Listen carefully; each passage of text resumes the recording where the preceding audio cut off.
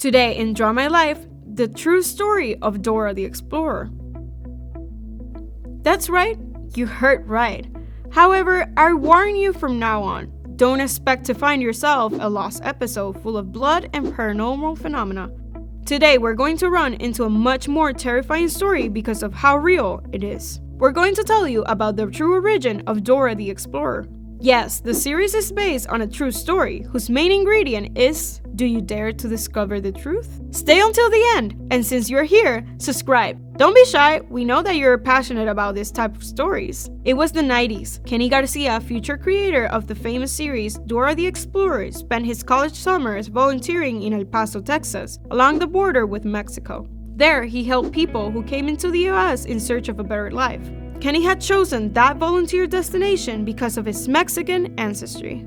It was in the summer of '95 that his life changed forever. That year, migration in Mexico had increased a lot due to the economic crisis the country was going through. In fact, the year before, Bill Clinton had begun to build a wall that was going to divide the two countries. Kenny wasn't at all surprised to see the immigration center crowded with people. Sometimes he even thought that he was becoming numb to the pain. But this idea went out of his head when he met Dora Marquez. It was 8 a.m. on a June day, but the heat was already beginning to rage. Kenny anticipated it was going to be a hot day, although he had no idea how hot it was. Fortunately, he came with an iced coffee to start off strong. Once at the immigration center, he looked at the list of people who had arrived since the day before. There were 10 new names. He took the last sip of coffee, tossed the plastic cup in the trash, put down his notebook, and entered into the new arrivals lounge.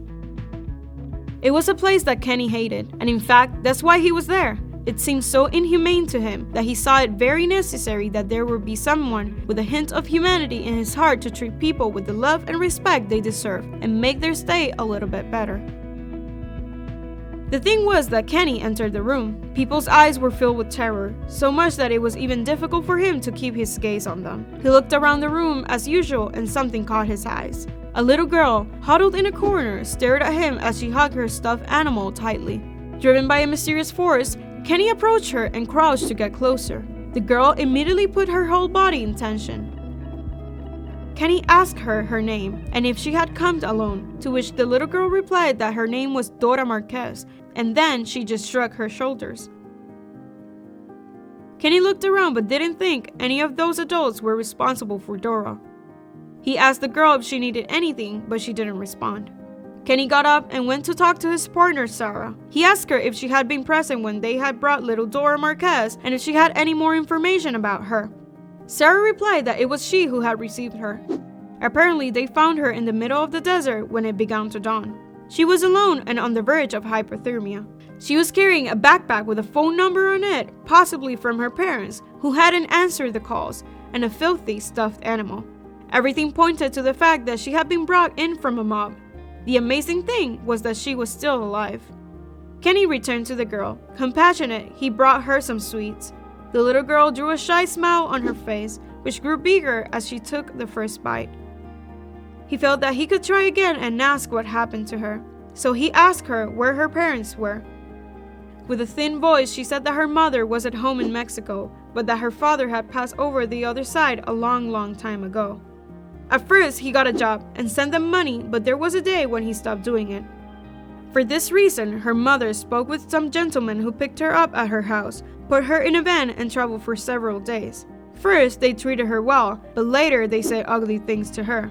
They were bad men. Little by little, Dora became more confident with Kenny. One day, the little girl asked her friend if he had a map. Kenny looked at her strangely, and she explained that her dad worked at a bowling alley, and maybe if he let her a map, she could find the bowling alley and get to him. Kenny looked at her sadly. The little girl's naivety broke his heart, but he knew that there was no map that could find this man who didn't want to take care of his daughter.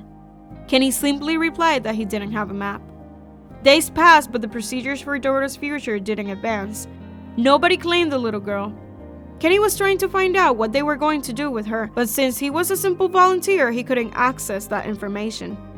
Dora and Kenny became very good friends and laughed a lot together. In fact, Dora had the most contagious laugh that Kenny had ever heard. Despite this bond, the girl couldn't be separated from the filthy stuffed monkey. So one day, Kenny asked her why she liked him so much. Dora's expression suddenly changed and she became very sad. In a low voice, she told him that it was his little brother's Diego. Kenny asked her if her little brother had stayed with her mom. Dora replied that no, that Diego had died a year ago. He was born very sick and didn't reach 3 years of age. Kenny didn't know what to say and chose to hug the little girl. One morning, Kenny arrived early with good news for the girl. A family wanted to meet her to adopt her. When he went to tell Dora, he was horrified to see her with a disfigured face full of bruises and wounds. He impatiently asked what had happened to her. Tears welled up in the girl's eyes, and she told Kenny that night while she was sleeping, one of the new boys had come and tried to steal her backpack. She tried to stop him, but as he had more strength than her, he ripped it off. She started screaming, and he threatened her that if she didn't shut up, he would beat her up. However, it was too late because the security person had already been alerted. Dora pretended to be asleep, but when the guard left, the bully got up, grabbed the girl, pushed her, and then started kicking her. Out of fear, none of those present came out to defend her. When he finished unleashing his anger on the girl, he picked up Dora's stuffed animal and tore its head off. With tears in her eyes, Dora showed her beloved smashed stuffed animal to Kenny. Kenny looked up and faced the bully, but this only made things worse. Since that day, every time Kenny left the center, he did so with the fear of thinking that maybe this was the last time he would see Dora. Every morning, the girl woke up with a new wound, and even if he asked to be separated from that madman, nobody did anything. The girl was locked in a nightmare from which no one, not even her best friend, could get her out. Summer was coming to an end, and Kenny had to go back to college no matter how much it hurt. The last day, he came with a gift for Dora. The little girl's eye lit up when she saw the map of the United States. He also wrote her emergency phone numbers, and of course his. The day passed, and it was time to say goodbye. Kenny promised that he would come every week.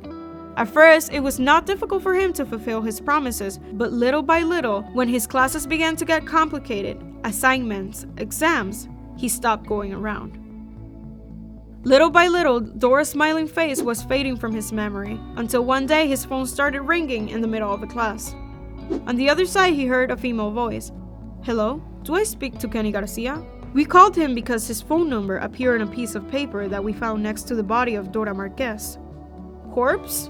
Kenny couldn't believe what he was hearing. The voice continued. "Yesterday she escaped from the center and turned up dead this morning. The cause of her death is still unknown, but it seems that she died due to a hemorrhage from the number of blows she received."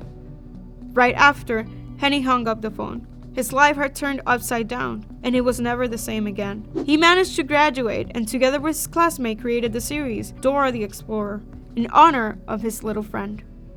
As you can imagine, this is a fictional story. In fact, there is no record of the centers at the end of the 90s, and if you start looking, you will probably not find any information of Kenny Garcia.